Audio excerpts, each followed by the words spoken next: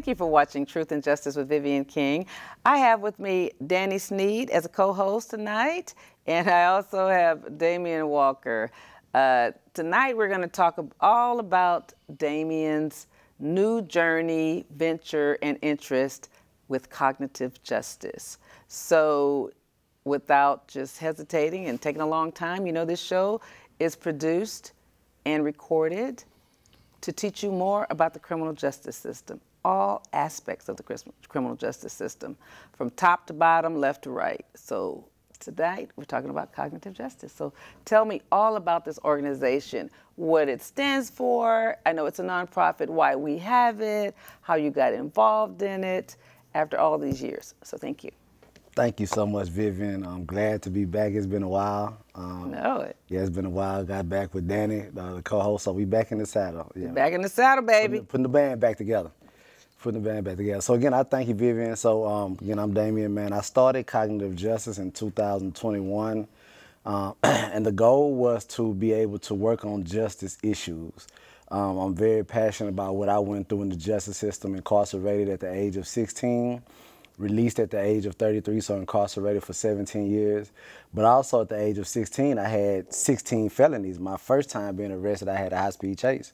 So that was 11 felonies in a high-speed chase. You know how those high-speed chases go. You just rack up charges like crazy. So at 16, I had 16 felonies, was certified as an adult in 1994, and then pled guilty when I got to Harris County. And right at a year, man, I was in TDC at the age of 17, and again, was incarcerated for 17 years, released in 2010. So I've been out right at 14 years. July 20th was year 14. July 20th was year 14. Wow, and you said you got out in 2010? 2010, yeah, July 20th, 2010. And you were 32? 33. 33, 33. Wow. So right at one point, half my life out. Over half? Over half, yeah, over half of my life, yeah, I was incarcerated at one point. And then just had to learn and adjust, and everybody would always say, Damon, you need to form a nonprofit, tell your story. And I would always say, man, there's 1,000 other people just like me. You know, what makes me significant to be able to just, you know, somebody wants to hear my story. So the goal was for me to learn who I wanted to be in society, but also in serving the community.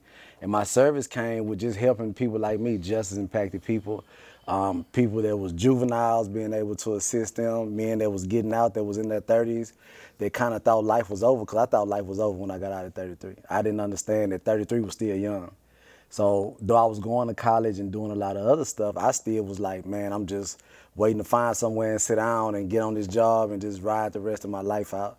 But I found, man, I'm 47 now, so 14 years later, Wow. I understand that you know, life is continuous, and man, it's being continuous, and you have an opportunity to. You 47 and still making babies. 47, got a brand new baby. Got a brand new baby, so 6 weeks. You know life is beginning, because you got to live a long time to take care of that little girl. Plus your other daughter, your older daughter. Olivia and Sonova. Yeah, shout out to Sherelle. So just being able to be. Wanted to find where I wanted to serve at. Like Danny, you work with the veterans, but you work with a lot of people, kids, chess, doing a lot of stuff. So I just wanted to find where I wanted to serve at, and end up forming Cognitive Justice International. And our first conference, Commissioner Rodney Ellis allowed us to have El Franco Lee Park in 2021. And we had our first conference, and we focused on juvenile justice, immigration, and homelessness. Those were our 3 topics that we worked on. And I mean, it's just been going from there, because I found my niche, and that was why juvenile justice, immigration. I know nothing about immigration, but I had some people that were there, and I just kind of settled in on focusing on youth, reentry, and now I work with I work with community violence intervention, being able to work with the highest risk individuals in the highest risk environments and parts of town to be able to work on ending gun violence. Those are some things that I'm working on now. Wow. So, you know, you said something really, really impactful when you said, where do I fit in? So you were in prison 17 years. You went in at 16. So that was most of your life. Were you just excited to taste freedom? I mean, when you say, where do you fit in? That's such a big statement. You know, that's a big statement. Because I really think even if you're not a juvenile going in, you still have to figure out where do I fit in and how do I make my place in life, right? I think, and Danny can speak to this too, one thing I realized after I was released and a little bit before I was released, I was a kid. Right. So you came out a grown man. Exactly. But with kid thoughts, because you never really got to develop your grown thoughts. I had some, relationships was my biggest issue, right? Right. So I showed a guy, I had a business plan for this magazine. Mustard Seed Broadcast was the name of the magazine. And I showed a guy named Ed Fowler. He was our journalism mentor at the prison. And I showed it to him. He said, Damion, great business plan, outstanding business plan. But what about your life plan? Right. He said, you've never been in love. You've never paid a bill. You've never put a deposit down on an apartment or a house. He said, so what about your life plan? And this was like 3 weeks before I got out. So 3 weeks before I got out, I was like, man, what is going on? I got scared. I wasn't scared 17 years. But 3 weeks before I got out, he put this adult thinking in me. And that's why I had to start having that adult thinking, because I had prepared. I got a degree. I did all those things. But how does that translate for somebody that was 16 that's now 33? And what's interesting is when you're 16, you're still, if you're halfway on the right track, you're going to school. Mm-hmm. So it's still all about learning. Yeah. So you got out with a mature teenager, like, like, because I hear a lot of young adults talking about, I'm gonna open up a nail shop, when they're 18 and 19, they in college. All these things they're gonna do, but they never think about capital. And they really same as you. Don't think about how they're gonna pay their bills. How are you gonna live your life while you're still trying to start a business? They don't hear them talk about that at all, because that's a teenage way of thinking. So even though you go to school, that's still what kids should do. You make a plan, you can get that out of a book and learning and adding, but what are you gonna do in the meantime? You're just gonna stand on a corner and all of a sudden open this business? Where are you gonna get the capital from? So put it in a teenager standpoint and a person that's been in prison standpoint. Right. Like, that's double trouble. Right. Like, if you don't sit down and have mentors, and I looked up, I ended up going to U of H, so I was in an environment of education. After I was released, I was at U of H five months after I was released. Was it downtown or Central Campus? So I was Central. I graduated from U of H Central. So that's Campus. a good thing, is that at least it was younger people there. Yeah. So even though you might have been 32, 33, most of them were probably 19, 20, 21. So that helped you, because that kind of helps your developmentalness. I think that's a good idea at that age to go to college, because at least you have that 4 years to try to, learn how to maneuver through college and paying bills on that younger level, young adult level. Yeah. So that was good. It was a good transition for me. So I think my transition was U of H and having some really good mentors to help me find my place, because that was the issue. Because in prison, I learned how to serve. I was in the church. I was partaking in Toastmasters. I did Prison for a Day, which was the adult probationers would come into the prison, and we would take them, like the Scare Straight stuff, we would take them to the fields and try to break them down, hollering and all that other stuff, getting them dirty, and then turn back around and bring them in and try to talk them up. So I was able to develop and experiencing things, but again, how does it translate? And that was one of my biggest issues on finding out. Let me ask you this. Sorry for interrupting, but let me ask you this. When you went to college, did you have to get loans to do that? In prison? No. Out at U of H. Yes. So, so when you get out, they give you loans just like you're 18, coming right out, because you've been somewhere else for 17 years. Like 18-year-olds right out of high school, I know they give you loans to go to college, so they'll give you loans even if you've been in prison. Okay. Yeah, because so now I got you a have degree loans also. So now you have loans to pay back. Got an email today. Okay, but you're working for the government, so are you a part of a plan? Because that if you work with the government for 10 years, Obama created a plan that your loans can be forgiven, but you got to work for the government, and you are working for the government. And a nonprofit. A nonprofit, yeah. That's why I stayed for the last. And you worked for the government before going to the nonprofit. Yeah. So I'm just asking you, have you enrolled in that program? Yeah, so for 10 years, but you have to pay so much into it too. Yeah, so I've been since 2018. I've either been with a nonprofit or a government agency. Okay, and paying so that you can get your loans forgiven. Yes. Okay. So I'm working. The majority of it forgiven. You got to still pay some money. But I got a degree from Alvin Community College while I was in prison too. Right. So I had to actually get out. Well, I didn't have to, but I wanted to. And it was only $1,300, I think. I paid it through parole. So I paid the money through parole. So I actually paid off my college degree that I got in prison. I paid that off when I was released, because that was funded too, I guess, by the United States government or somebody funded that.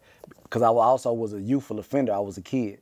So I got the degree, but when I graduated, I think I was like 24, maybe 25 or something like that. So I had to pay those last few semesters. I had to pay that Okay, well, I want to talk about another topic. So your mentor in prison said, but you've never been in love. So how did you do the love thing? You know, and I'm not trying to incriminate, and it doesn't have to be your story. It could be others just like you that you work with stories. So wives, girlfriends, do not take this personal. I just want to understand the psychology, because I'm real interested in the psychology and the mental health treatment that people who get out of prison need, because that seems like the biggest piece that's missing. You know, there's lifestyle skills, there's jobs, there's education, but as Danny has taught me, love should be deferred so you can get yourself together to at least get it together to where you're in a comfortable space where you can climb up slowly, you know. I agree with Danny. And then, but that other piece. I think for me. I mean, how do you learn how to love at 32 when you've never been in love before? Danny, you were already married when you went to prison, so you already were. I had been married. You had been married. I had 2 kids. Yeah. But most people have been married when they go or have a girlfriend for a long time. But that's why I say Danny and I were different, because Danny was grown. He had real life experiences. Yeah. Again, I didn't have those. So I actually told my wife this yesterday that I had a plan, and I worked that plan to a T. People used to be like, man, what are you doing? Like, what religion are you? I was like serious.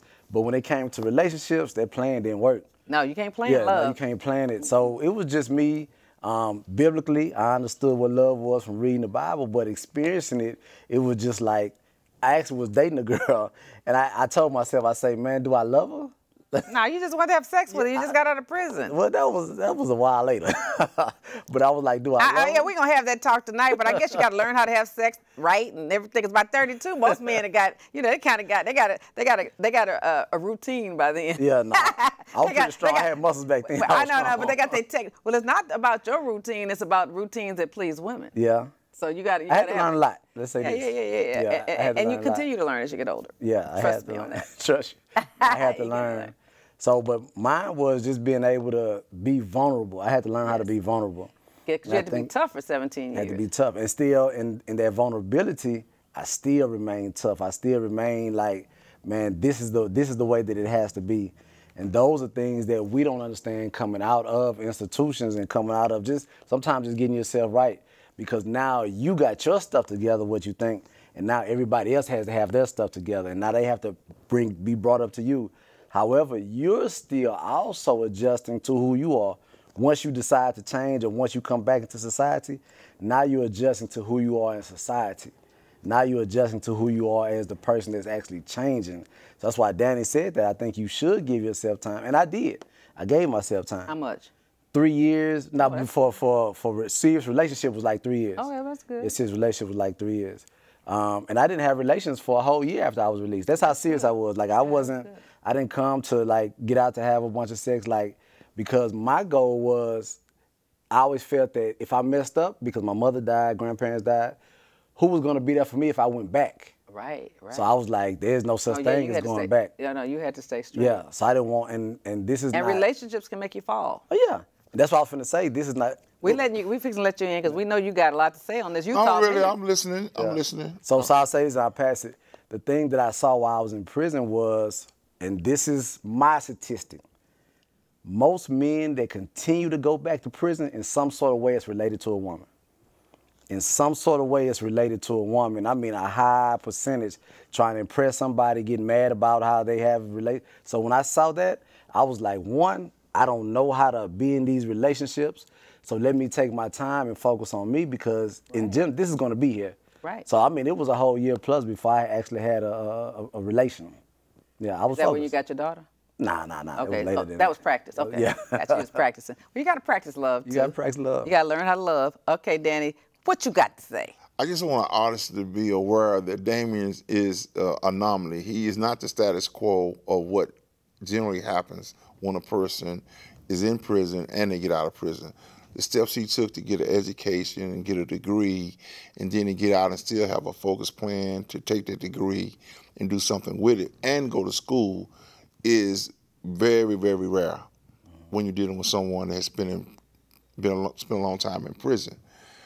And I do agree that I teach, I preach, I advocate based on something that was shared with me, while the relationship component is something that you avoid when you first get out. because there's so many other things you don't have. When you get out, that what relation introduce is a responsibility that you don't have the resources to maintain. And even if we did have them, before we went in, we didn't really have life skills tools to be in a healthy relationship. And so that was another component. But I've seen more than women affect men and women getting out of jail and prison. It's the environment they return to. They can make all kind of changes, and prison can affect you in a positive way. But what prison can't do is change where you parole back to. It can't change your cousins, your uncles, your neighborhood, and the places that you ventured before you went to prison.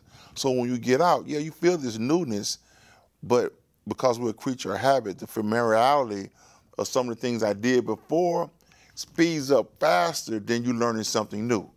It's easy to go back to something you knew before than to pick up new ideas like, oh, let me go register to go to college and get a degree. So I just think the challenge is your story is a great story, but how do we get your story and what you did into the prison to the people that are thinking about, or not thinking at all, the options they have while they're there, which is to get an education, and that you can get out, further your education, and you can also land good employment. Well, one of the things I think we still need are people like you two and me who care to have more programs that are government funded for people who just get out of prison. Because I think we really understand the components. Because from what y'all tell me, and I'm sure we need more in prison, there are a lot of people that go to the prisons to mentor people. You know what I mean? Yes. But you know, the implementation and the action is really what I need. That's why I really loved the program that you had at church. Still active. Path to Freedom. Well, I love the component where y'all met them with the Greyhound and gave them the phones, because that was an enticement, because everybody, you know, they get hooked on those phones to get them to come in to start talking and to get involved with what we're doing. And so, you know, you need an enticement. You need a carrot to put in somebody's face. You know, that was a good carrot. Incentive. Incentive. Y'all not doing that part anymore. And I think that was a really good incentive to keep bringing new people in. Because you might meet 10 people that day, but at least 1 or 2 of them are going to want to really be like you and want to be a part of it, to be around mentors who've been to prison for long periods of time. Let's change the term, the enticement or incentive, because what I figured is that the more and more I'm involved in getting deep into the community, it's the trust. You establish trust. Right. When you hand that. You establish I can count on you. Right. When you hand that. So when they get out and if they're downtown, you know how it is, they're going to run around and figure out, and then once they get hungry, I'm going to go back to the person that I can trust, because I can't trust anybody. But you showed me trust, because not only did you give me the phone, you gave me your number, you gave me a contact to get to the church, you gave me some literature. So now it's more so of I need to learn how to trust somebody, because a lot of times we can't trust ourselves when we get out, because we're going back to those environments. Just like and Danny we have said, those same things. Yeah. So. But that's good. I mean, if we could get the phones back and then also have like text messages already in there, you know, about where the program is, what time, you know, something that lets them know that this is where you need to turn the minute you get a temptation. Yeah. But there are ideas. But I think that good programs that give you some mental health, some job training, and mentorship. Because let me just tell you, in my 65 years, it's nothing better than having a weekly meeting. I'm just telling you, even in my management style with my employees, I have weekly meetings with the managers. And I learned that from another DA's office in California when I first got there. What's the best way to deal with this new thing I've walked into, leaving private practice, leaving old corporate from the 80s, weekly meetings. They said that's the thing that they noticed that was the biggest benefit they got when they look back over 4 years term. They said it's the weekly meetings, because you get to know people, you keep up with the projects, there's accountability required. And so weekly meetings, and I know sometimes with our busy schedules and with a lot of things you can't do weekly, but I think if we really want to help people, we've got to meet with them at least weekly. A commitment. Even if you can't be there, you know, somebody else leads the class the next time. Maybe you might come twice a month, but you got to have people to know that you got to create a new habit. You know what I mean? And a new habit. And some of the scientists tell us that to create a habit might take 3 months, 90 days. Some say 6 months.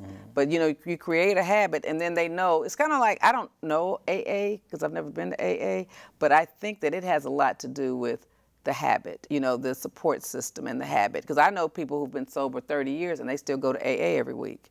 Some go every day. That's just where they hang out. You know, they smoke their cigarettes, drink their coffee at AA meetings because it continues to help them. They sponsor people. It continues to be a boost for them. And I'm talking like down home crackheads. But, you know, they did that in the 80s and the 90s, but for 30 years they've been sober and they still participate. And to me, I watch that as also that familiarity, that habit, that every week. So you're going to be faced with some negative environments because that's where we come from. But you're also adding new habits to it, right? And you're seeing others do it too. When I see Danny, who was a veteran and had his, you know, abuses and things like that, being successful, now I only create habits, but I got somebody who I can look at. Right. And I think that's what's that I've seen with me. Like some people had a conversation today, and I say, man, you guys look at me like I'm kind of together, but there was a guy, he's been out for 5 years. I say, in 5 years, you're way more advanced than I was at 5 years. I told a guy that today, and he got to his job at the county in 3 years. It took me 11 years to get a Harris County job. He got his in 3 years. I said, so man, y'all are way more advanced than me. I say, so just think now at 14 years, where I'm at, where you guys are gonna be at. Because you have that opportunity to not only see me, but if I'm connected, how many people have I brought up here to Vivian? They love being around Vivian. They love being around Danny because you guys are in a different area that they thought they never could go in. So when they come across people like me, it's my job to also expose them to my network as well. Now they gotta be mindful, right? They can't come in and mess my name off, but they have to be able to have exposure to other things, and most of it is things that they never thought about because their mind is, I gotta get a job, I gotta pay my parole fees, I gotta make sure my family is good, though I haven't been here for 5, 6 years. I gotta come in and do this. Man, you gotta teach people how to breathe. And I'm telling you, I did not know how to breathe for a long time, but we gotta teach each other how to breathe and relax and just say, okay, this is life, I'm in life, man. I'm not going back to jail if I'm late for work, and if I'm early from work, I'm not going back to jail. So we have to also teach like positive habits as well, but you got to spend time with people though. You got to spend time with people. And that's that weekly meeting thing. I just think that, I mean, even do it more if you could, but you got to have a weekly commitment to try to learn new skills and teach our young people, sometimes old people, new skills when they're getting out of prison if they spend a lot of time. So, you know, where I experienced what I personally I saw a pattern. Going to meetings, going to groups, going in and out of jail, and talking to people. I don't know why. I was always put in a situation where I would have these great conversations with people about where they was raised, how they got in trouble. Like it was like being like they were on Truth and Justice. Tell me your story. That's the format, baby. All my cellies and anybody I was around, I would always create this environment where they could tell me. Are you saying why you in prison too? It's just most of my encounter with the people when I was around, when things stopped, where you was in jail or rehab. Now we have time to talk. We not worried about getting high, paying bills. We got all this free time, and a lot of times people are very transparent and vulnerable. And if you get them alone, they don't want to build this false narrative about who they are. Sometimes they just tell the truth. But to my point is, when I talk to men and women that are coming out of jail and prison, I said, we're not going to focus on relitigating or managing what happened to you. We need to work on a plan that you're getting ready to succeed, and you don't have a plan to deal with success. It's going to be overwhelming. Success is going to be more challenging to you than the life you had when you was in crime and all that. You think that was challenging. Wait till you become successful and you have a good job, a car, and people start trusting you. That's going to be challenging to maintain that. Sometimes they get scared. Well, because I never did it before. Exactly. Like I've had all these experiences from juvenile, and a lot of them have started getting in trouble at 12, 13. So they prepare you from the school to prison pipeline with these detentions and all that. You know how it is to be isolated. You don't have to go to prison to be isolated where they lock you up, right? Or put handcuffs on you. They do that to kids in school. So by the time you've been doing this from 12 to 20, you know all about when you get in trouble, here come the consequences, you know all that. And they ready to live with those consequences. Well, because that's, you They've been know that. conditioned. Yeah, they've been conditioned to that. Right. But they're not conditioned to success. And unfortunately, we have less parents that can show success. You know what I'm saying? So, you know, Danny, when you messed up, you know, you at least had, you know, people role models that you could say they uncles, went to church. Cousins, they aunties. did. Yeah, they weren't rich, but they were successful in our neighborhood. You know, they were working, paying bills, paying bills, getting new cars, filing their income taxes. Right. You know, they were just doing life stuff. Let me pivot a little. So I know we haven't gotten into cognitive justice, but I just think this is a very interesting discussion. What do you do when you're dealing with these young people who want to have, you know, a $100,000 car, or they want to have, you know, you're teaching them the basics, but yet they want to, you know, everybody wants to be rich and famous, and everybody wants to be a TV star on YouTube, you know, so that's kind of even a different mentality than when you started Path to Freedom, you know, when y'all started, 10 years ago or whatever. Things are changing and evolving. So to me, they need to, I know it's hard, but kind of stay off the internet a little bit. You know, sometimes you have to stay so focused that you're not really letting the influences of the material world, because that can make you cross the fence again.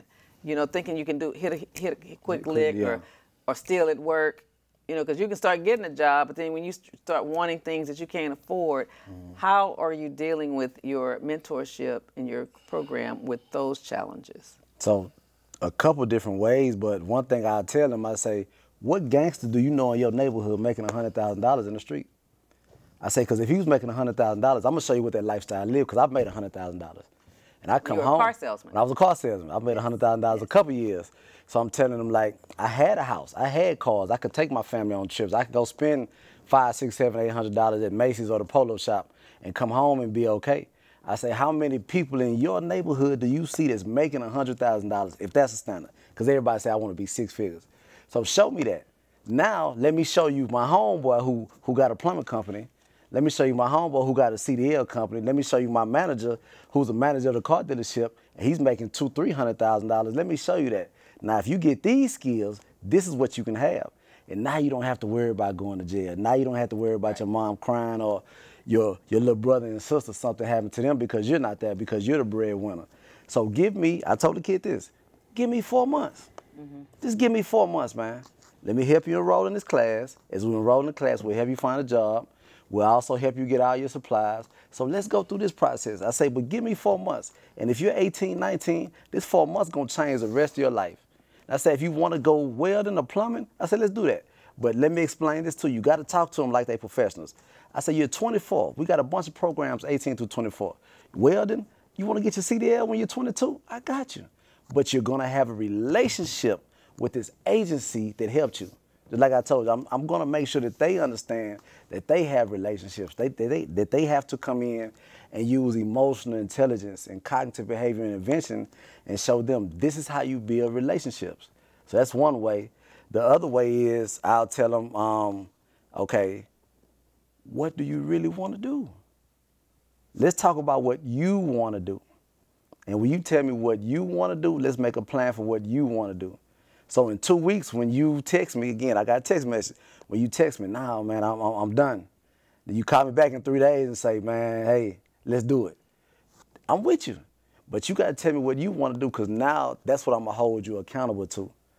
Because you guys know my story. And I was telling them, man, this is how I started. I said, I'm no different from your uncle. I said, I can tell you how many times, how many years I stayed in prison. I say, but your daddy, your mama. So that doesn't mean anything to you. What means something to you now is that I'm here, and I'm here in this capacity. But at one point, I was in the same capacity as the people that you see every day, man. But now I'm in this capacity. So let's work with me. Give me 3 months. Give me 5 months. Give me 6 months. Commit to me with this. Now let's go through that process. And then it works more often than not. The thing that I hate, and this is a bonus, is when they disappear because things get tough, man. I got kids that I don't have no contact on them. They were enrolled in class. And I called up there to talk to the teacher and haven't seen them in 3 days. And I had to go drive by and like figure out, like, man, did I drop them off right here? Go back through text messages and see the addresses, who is he connected to or who is she connected to?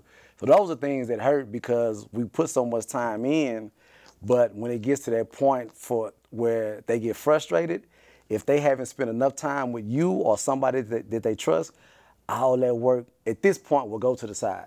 Well, make sure that you start getting their information up front. Yeah. And take a picture of them. And use I'm starting to do that in my old age. Okay. When I meet people, I take a picture of them and I put their information in and I write down in the notes where I met them at. And so you need to get their emails because even though kids, and maybe their Facebook if they have that, because even if they change phones and don't have a phone, they generally check their emails and they will also check their Facebook and stuff like that. So just start getting some information. Be a little bit more intentional. And one of the techniques that I employed is called processing. Meaning you got to check in and process. Meaning that there is sometime during the week we got to talk and process. So process is me listening to you, what you went through, and a lot of it is this is going on, but I'm feeling pressure from other things that's not school related. And the environment I'm in, nobody's really concerned or pushing or me to continue to do what I'm doing. They doing the opposite.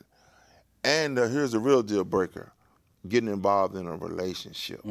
So mentorship to me is, it gotta be, if I'm really gonna invest my time into seeing you be successful, since I've been there and done that, I know that the level of accountability gotta be a weekly check-in, which is where we talk about the groups. So if you're not attending some type of weekly group, then we need to set a certain time during the week that we block off, that we talk.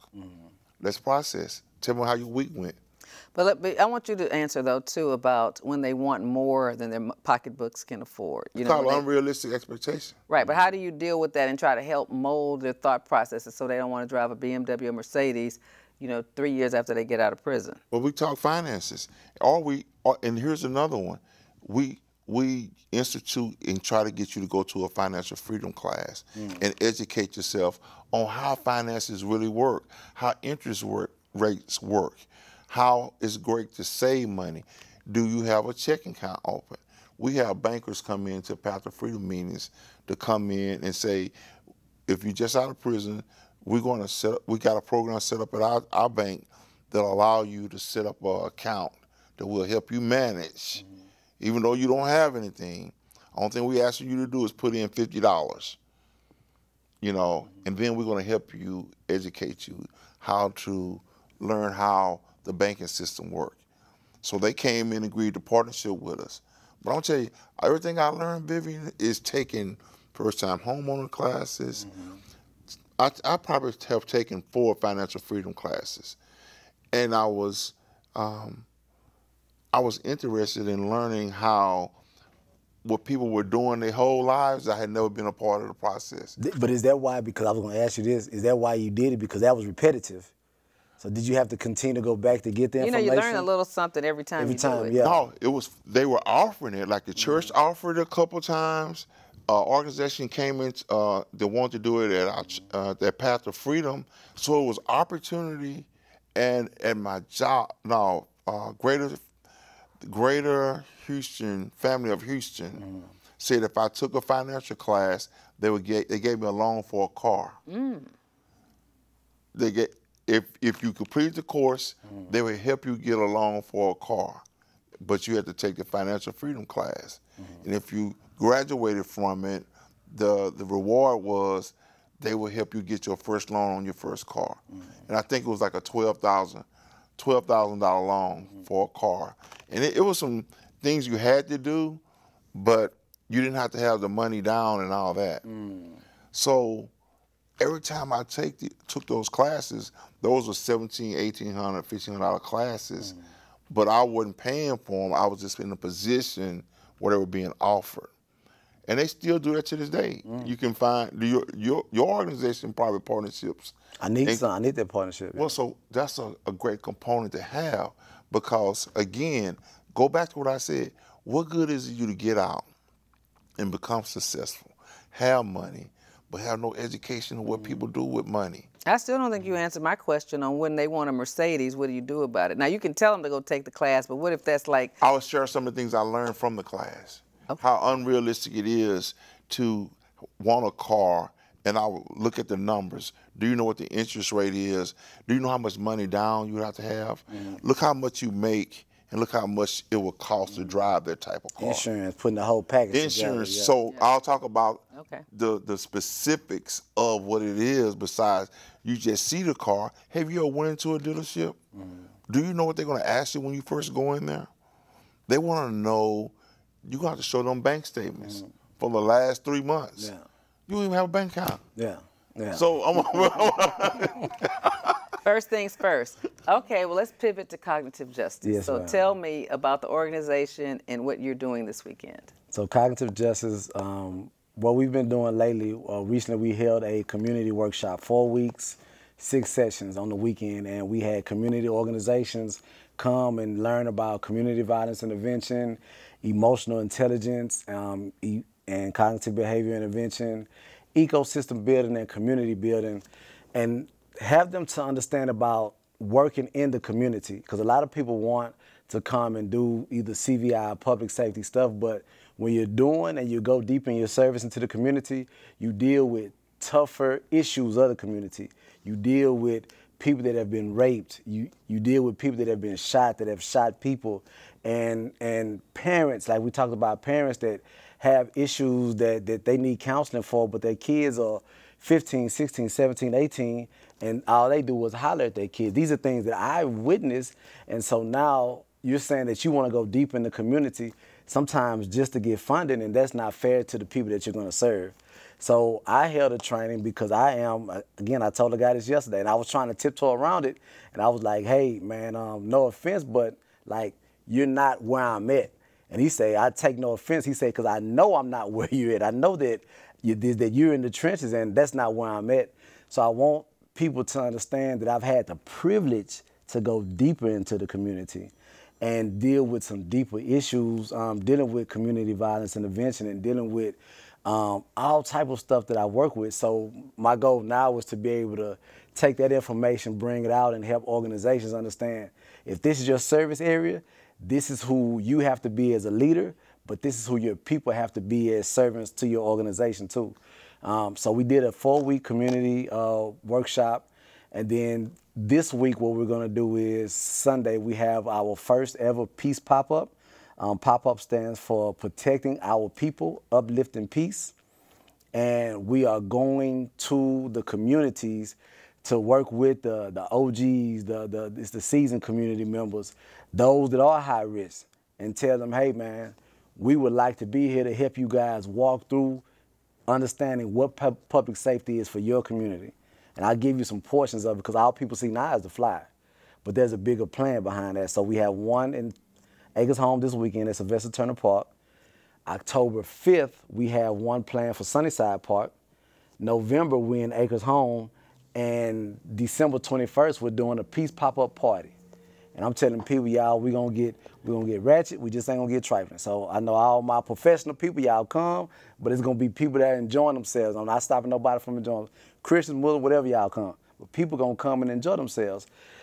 The goal is to have these events. Yeah, you say peace pop-up. So, what's it, peace, what's it stand for? Protecting our people. Protecting our people. Uplifting So like peace. when people come, I mean, are there going to be booths set up? I mean, is it going to be kids running around and jumping on things? Or, I mean, what will we see visually? And what would we want to participate in? Are it going to be speakers? The component is that bring the community out. I'm going to bring resources, free counseling, free food, educational resources, job resources, voter registration. The manager-assigned counselors coming, so different organizations are coming to be able to provide these resources to the community. But I'm telling these organizations, you're not here for today. We're here to establish long-term relationships. There's no reason for me or us to continue to go into an organization or go into a community and leave at 4 o'clock, and then we leave them. So if you're coming along and you're partaking with me, I have another organization, Texas Federation of the People, Tangi Bryant and Brian Young on BY Solutions. If you're coming in with us, what we're going to do is not leave the community, we're going to empower the community. The goal of empowering the community is I'm going to get a group of kids, youth, that want to do a public safety organization. I'm going to train them. So like in Acres Home, we've already identified who these youth are going to be because they're actively going out right now trying to stop violence with no training, just with passion for their community. So we've identified this group. Now, they don't know this. This is breaking news, y'all. They don't know this. What we're going to do with them, we're going to take them and train them to learn how to canvass their neighborhood, to work on public safety for their neighborhood. We're also going to pay for their nonprofit. We're going to pay for their nonprofit. We're going to show them. Why wouldn't they be under the umbrella of your nonprofit? That's a possibility to start out with, and us training them. But I want to empower people to stand by themselves. But also we can continue to partner too. I can be big bro, and I'm thankful for that. But I want them to understand. So if they go for funding, they're gonna say, "Hey, Damion, man, we want to bring you in." That's perfect. But if they go for funding for themselves, that's okay. But I want to be able to empower organizations because what's happening that I'm seeing, that happens a lot. And that means that they're beholden unto me and my ways. And I'm a little bit different sometimes.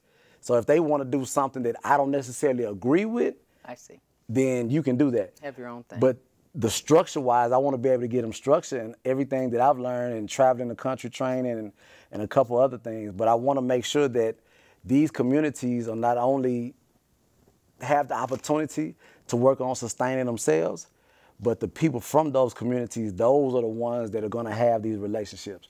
Those are the ones that are going to say, man, every day, I want the OG to go to the young G guy and say, well, I'm proud of you. When they never would have did that before. Then I want the young guy to go to the OG and say, man, look, I need you to come out here and help me serve this weekend. So even though I'm outside of these neighborhoods, what I'm doing is I'm sending my people. Man, y'all go reach out to the OGs. Y'all go reach out to the people in the neighborhood. Let them tell us what they need, then we'll present it to them. But we want to present relationships. We're not just presenting resources. Got it. So, Danny, tell me about what you're doing. So I'm still listening to the idea of not waiting for the government to come in and save us. A lot of what I see in the climate is people are saying that why are they not doing something to change the violence and why they're not doing anything. It's long been known, but when we talk about it, that work should be done from the community and not from the police or the federal government because, for one thing, there is no incentive or motive for them to come into an impoverished community and do the boots on the ground work to change people's lives. I do believe that starting with the youth is a good idea, but the more education and knowledge that I gained, the better I was able to do. And so what I did, Vivian, and said, what good is it me knowing if I'm not sharing it with people? That's how I feel. So, right. So share that information. Go to the leaders like I did at the church and ask for a platform to give. I don't think I needed the space and the time to make available people that want to look for a way out. And so the path of freedom, these components are designed not to go out and recruit people, but for people that are looking to do something that they go out and say, I want to do something different. What is built and set up for people getting out of jail and prison that's relatable to me that I can join? At least I can try. So we want people to get out motivated like you did. They're saying my family members, the churches and places are not really set up for people getting out of jail and prison. But if they hear that Cognitive Justice got a program, they work with people, that stuff travels through word of mouth. When either a family member is trying to help another family member get help, they quick to say, I've heard about this program. Have you tried that? I heard about it, yeah, that word of mouth. Here's the big one that I always promote. The county has a re-entry program that doesn't really get played as big as it should be. And the people that work for them, most of them, guess what, Vivian? They formerly incarcerated. The city. The city. Yeah, that's the city. I was gonna say the county didn't have that. Well, the city we work with the county. Yeah. So what I'm saying is. But the city has a good program. But that's a huge I mean, because y'all program. graduated from. I know Damion graduated from. 2011. But it's huge because think about it. They incentivize them with bus passes and things, but it's putting them in an environment every week, forcing them to come somewhere in a structured environment, and it's educating them on how you can navigate with a felony background and still work and be gainfully employed, because the people that are working with them set where they set. They were formerly incarcerated. So think of how empowering it is. The person you work with, like, you've been in prison. Exactly. They trusted you with a job. The city, or the county. And then they gave you a job only dealing with the things that you know the most about, your lived history of being in jail and prison. And the person thinking, heck, I can do that. Is there any way I can get involved in this? Absolutely. But Danny, that's what we need. That's what Vivian always talks about, making sure, down the line she'll start her nonprofit. But that's what we need. Right. We need the organization. We need to be able to hire people for Path to Freedom. We need to be able to hire people for cognitive justice, because just think about our leadership. We've been in the shadows for a long time, like helping other people move up, and not just you and me, but other people too. So we need to be able to get into those lines of funding, so we could make sure when people come home, and we're going to do it East too. Coast, they do that. We're getting Come out to be able to employ And let me just say, we're getting close. And one of the things we can do, and I've thought about, is, if we start the nonprofit, is doing it through a church, doing it through other nonprofits that are already there that's big. Our church are making more of the Path to Freedom be the nonprofit. Running it through an organization that's already there, that already has a place to meet. Already kind of like it has a foundation. It has a foundation, even if it's Bread of Life or just any partnering with anything that already has it. That's a good way. Timonos, they already have a lot going on over there, but they don't have y'all, because people are. They're on the come up, but they don't have y'all, because y'all have unique stories and unique skills. Yeah. And unique desires to help the community. So. To your point, there's opportunity out there, but there's not always people passionate to fill the roles. I believe there's people that will fund, like, if you want to, I'll pay for it. I'm just not going to be a part of doing any of the work. But I will support. If you build it, I'll support it. Right. But finding those passionate people to lead these organizations are rare. There's not a lot of Damions running around. Or Dannys. Not only do you have the skill, you have the passion behind the skill to do the things that don't even pay you. And just think about this, and we'll make the sacrifice. Just coming here, when we do this work, it's a sacrifice to do that, because it's a Wednesday night. We could be, eating dinner with our family, or watching TV, or with our kids, or doing something else, doing something fun, because we've been at work all day. So, it's hard to find. You're right about that. It's hard to find that. And there's still a lot of government grants I see, and I'm getting closer to being able to help y'all with that. But right now, I'm trying to finish this thing I'm doing now, this job. But it's there, it's out there. We have to try to help. We have to try to help people. But I like the cognitive. So what will I see? So just say a 40-year-old lady comes out there, and she's just walking around Sylvester Turner Park. What will attract her to come over to see what's going on? Just the people that are enjoying themselves. From 2 to 200, if somebody out there is 200 years old, doing kickball, getting free food, seeing people out there counseling. We have Moms Demand Action. That's a survivors group of. Now, will they have survivors. like a booth, or will they be walking around? Yeah, they'll have a booth, but they'll also be walking around. We have 4 volunteers from that. We probably have at least 6 or 7 people that can come out and counsel people on site.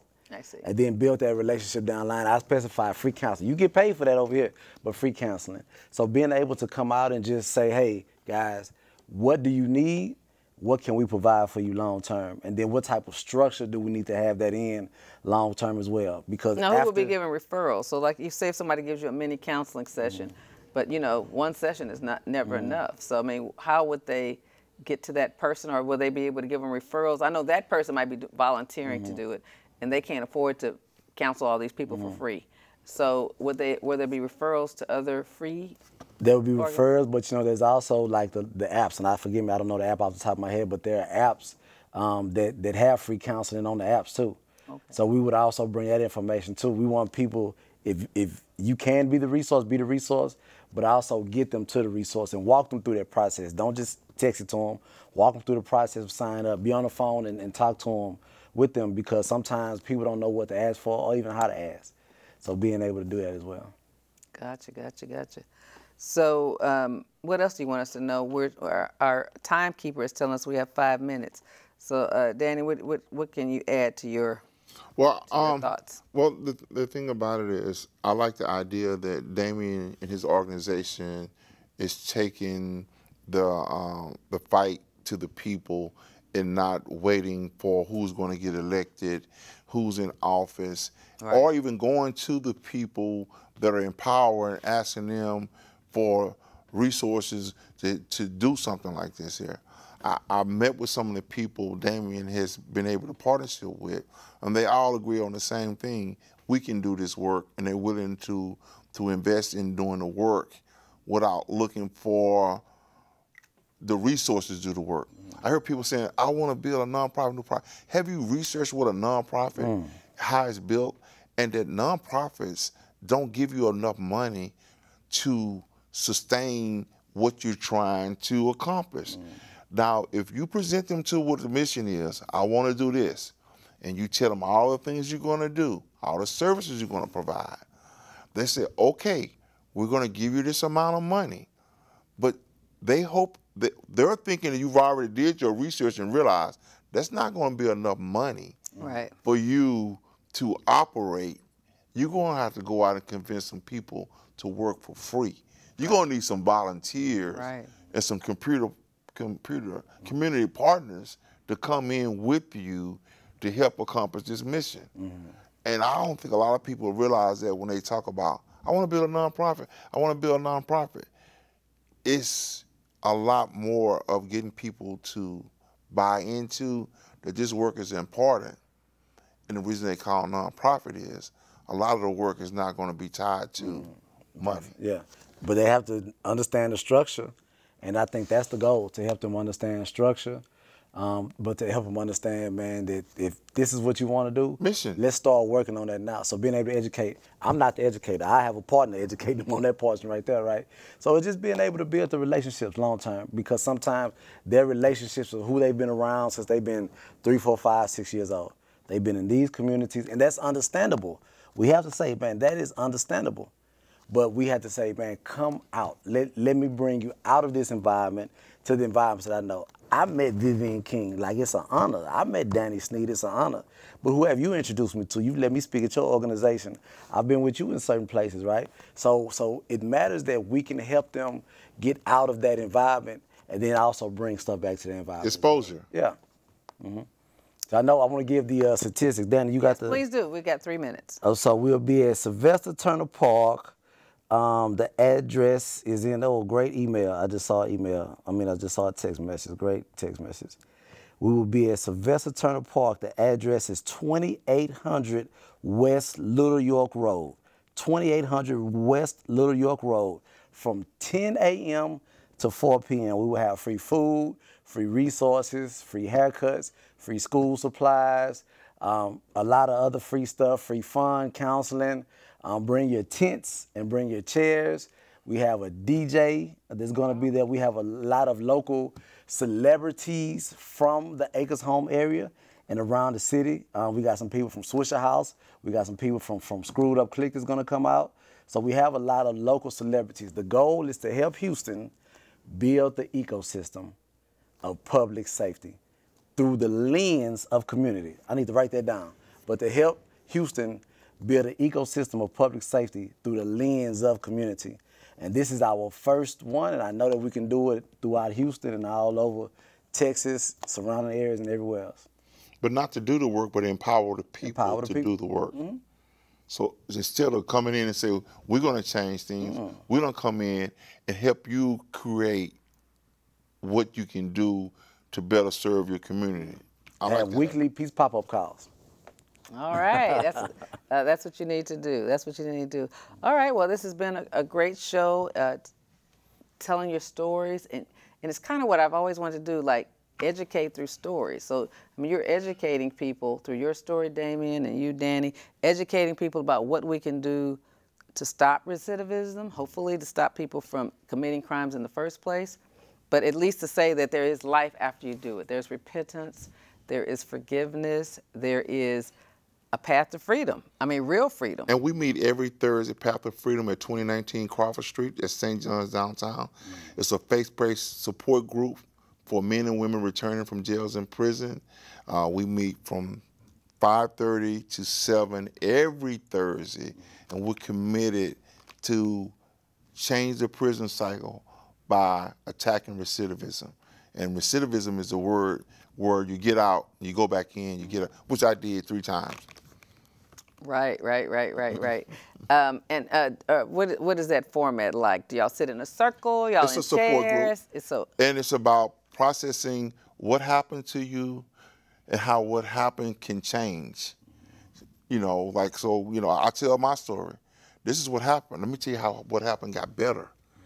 You know, based on these principles, I follow focus, discipline, and consistency, and I avoid frustration, conflict, and pressure. That's why you need to leave them women alone when you first get out, because they're going to bring the pressure. They're going to bring the frustration. And sometimes they bring the conflict. And you trying to start over?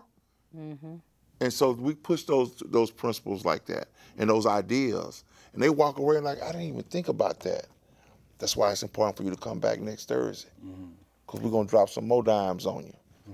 All right, well, I'm getting the signal that it's time to wrap this thing up. So I hope that our discussion about what's going on in the community in criminal justice is helping you with your education. You know that there are resources that we're providing. There's going to be the Peace Pop-Up on Saturday at Sylvester Turner Park, and then every Thursday at St. John's United Methodist Church, 2019 Crawford, there's the Path to Freedom, where returning citizens are accepting new returning citizens, so you can talk to the old ones so they can tell you how they did it, how they kept from going back to prison. So let's make this community a better community in Harris County. And thank you for watching. Good night.